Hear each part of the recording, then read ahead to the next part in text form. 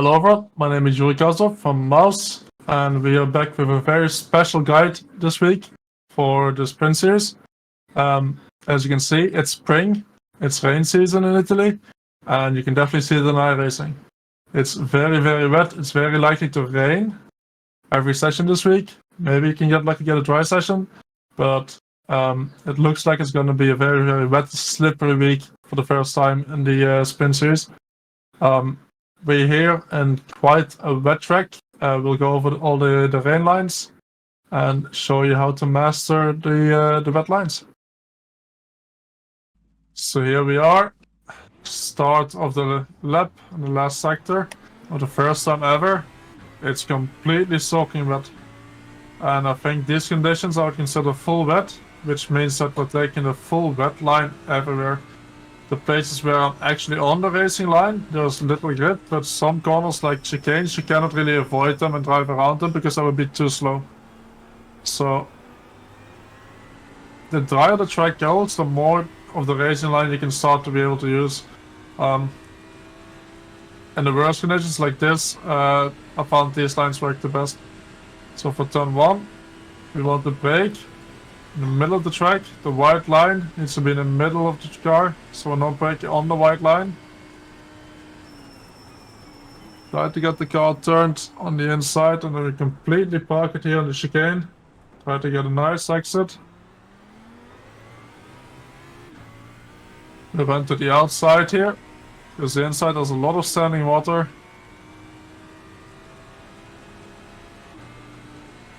And for chicane 2 again, we're braking from the inside. The outside has no grip at all. We try to get the car turned all the way on the inside here. Normal racing line on the exit. Last but one, we try to keep it a bit wide, but not too wide. We want to avoid the apex and avoid the curb on the exit. Last but two, we need to be very careful. It looks like I'm taking the racing line, but we can't take the apex. The apex as a pedal should make you understeer a lot, so you run slightly wide from the apex. Now we get to the trickiest corner, I think. Ascari. Brake from the inside again. We avoid the first apex, then run a bit wide in the middle because there's a lot of standing water, and then we keep it tight for the last part. You can run over the curb on the exit. Careful getting the off track there. As you can see, we cross the red line or the dry line quite a bit, but there's no grip, but we can't avoid it. Last corner, we brake slightly from the inside. And then from here on, we just keep the dry line and just avoid the complete apex. You can run wide. And that's the lap around Monza in the complete wet. Let's analyze those lines a bit more from the outside again. So here we are at the start of the lap, and as you'll be able to see, on hard braking zones, we avoid the rubber line pretty much at all costs. You see on the left side as well, a lot of puddles on the left side. It's just impossible to brake from there. One thing we have to be careful of for turn 1 at Monza is the white line in the middle here. And if you cross this white line, it's like ice. You're gonna lose grip immediately if you cross this white line. So what I try to do is have 2 tires on the left side, 2 tires on the right side. And then it depends a lot on how wet the track is where you can actually brake. I'm using the 150 and the bush on the left side as a reference, but again, it depends a lot on the conditions where you can actually brake. It's better to brake a tiny bit early than a tiny bit too late in these conditions. So 2 tires left side, 2 tires right side, and then try to brake through the middle of the track. What you can try to do, it can work, is brake a bit earlier and then go off the brakes and go to the rubber line to open up the corner a bit. In general, I don't like doing that. I think it's a bit easier to just brake on the inside and then take a bit worse line into the corner, but it allows you to brake a bit later. And I try to get the car to turn, and you can see the moment we cross the rubber line here, the car just wants to go straight. So normally you can try to slow the car down even a bit more and get the car turned all the way on the inside. or try to run the normal line like I'm doing here and just park it completely on the inside, try to get a good exit. If it gets even wetter than this, I found that in some cars it's better to even avoid the rubber line in the exit here and just run on the inside here to have more grip. The Audi here in these conditions had enough grip to take the racing line, enough traction, so allowed me to go here. One thing to look out for is if you stick to the right side, which is the normal dry line, you're not really limited in traction, so automatically, at least for me, I tend to follow this inside. There's a lot of puddles here, and they immediately make you lose traction, and up to a 10th that you lose them. So you run wide, all the way to the left side, and then the closer you run to the inside here, you can still run flat, but you can start to feel the wheel get light and just slide a bit. For me, it felt a bit safer just running a tiny bit wider, maybe losing 100, but keeping nice control of the car. And we want to be on the left side for the next braking anyways. Again, if you brake on the right side here on the red dot line, there's no grip at all. So I brake from the inside, and I try to get as close to this red dot line on the outside here as I can without actually hitting it.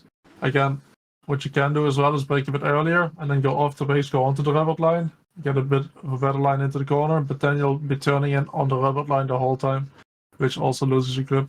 So what I try to do is just park it on the inside here, get the car rotated, and then again drive here on the normal rubber line, just avoid the curb. The curb is very, very slippery. And the Audi has nice traction out of the corner here. I would recommend the car with nice traction for this week. And let's move on. You want to run slightly wide. The puddles in the apex you want to avoid at all costs. The wider you run, the more grip you have, but of course the worse your line is. So it will depend on the conditions exactly where you will have to drive here. The drier it is, the closer to the inside you'll be able to drive. And then again on the exit, try to avoid the curb.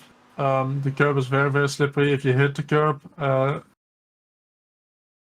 try to not lose traction by going flat out. Maybe lift a tiny bit to avoid losing the traction. And then we get to one of the trickiest corners on the track, Lesmo 2, because we can't really brake anywhere but the racing line. So on the rubber line, if you brake from the inside, our line into the corner is just too bad. But that does mean the moment you hit the brakes here, the car immediately starts to slide. So it's very, very tricky. And make sure you brake really, really early here. Not a lot of brake, really early. And then into the corner, you see the car starts to slide. And it looks like we take the racing line, but we try to avoid this puddle on the inside here. And if you can pay close attention, I'm also turning in a slight bit later than normal. And what that allows me to do is get my left side tires, so the loaded tires, off the rubber line, which gives me a lot more grip for the corner. If you turn in the normal point here, the car wants to shoot straight.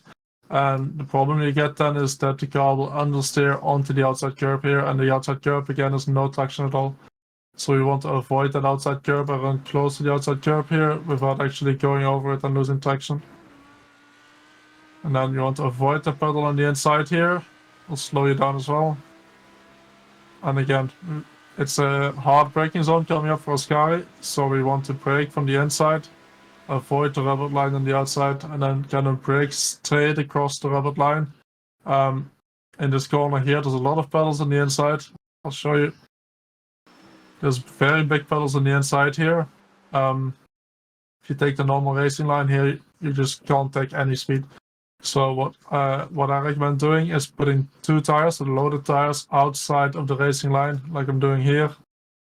And then we do the same thing here. You don't want to run all the way wide, but you want to put the loaded tires outside of the inside very wet part here. There seems to be an issue with the drainage here. Maybe Monza haven't paid the guy to clear the leaves from the drainage pipes, but there's a lot of standing water on the inside here, which means that normally what I would try to do here is cross the rubber line and find a bit of a dry patch for the next left-hand kink. But the inside here is just such deep water that we don't really want to cross it. So what I recommend doing when it's very, very wet, keep off this inside and just slow the car down a bit more for here and turn in on the rubber part, which means that we're going to get very low grip for the turn in We can't really run too wide here either. It would compromise the line too much, so we just have to be careful. Very slow inputs and turn on the rubber part, but at least there's no puddles like there are on the inside here. And we clip the inside curb here. We also clip the outside curb on this occasion because you'll lose traction here, but you'll regain it immediately when you get back and we don't have to turn anymore. And by taking the outside curb here, you can just straighten up the axle a lot. What I will say is that immediately the car gets very, very tricky on the outside curb. If you're not comfortable doing that, I would recommend for the race to just stay on the inside, because to finish first, you first have to finish. And this can definitely be a spot to rack up incident points or even lose the car into the wall. So if you're not comfortable driving here, you see immediately the car starts to lose traction. I would recommend just staying to the inside and maybe sacrificing a half attempt for being consistent. Then we get to run to the last corner. And again, we want to brake very close to the rubber line, but not exactly on the rubber line. And for some reason, the last corner does not feel that bad. All we have to do for the last corner, once we brake here next to the rubber line, from this point here, it doesn't feel like there's much rubber. So all we have to do is avoid the puddles on the inside here. And I found that you can actually go on throttle very, very early from this point here, and the car will stick. And you kind of just run the racing line on the outside here. The car is quite a lot of grip.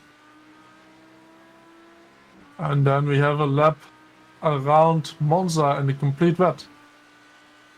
Hope you guys learned something. So there we go. First time we did a wet guide. I really enjoy the rain conditions. I'm very excited to see them in the GT Sprint Series as well. I wish everyone good luck doing this week. Just experiment a lot with how dry the track is, how much of the racing line and the rubber line you can get away with. This is a good starting point. I wish everyone good luck. And if you want to see more videos like this, make sure to subscribe to the channel.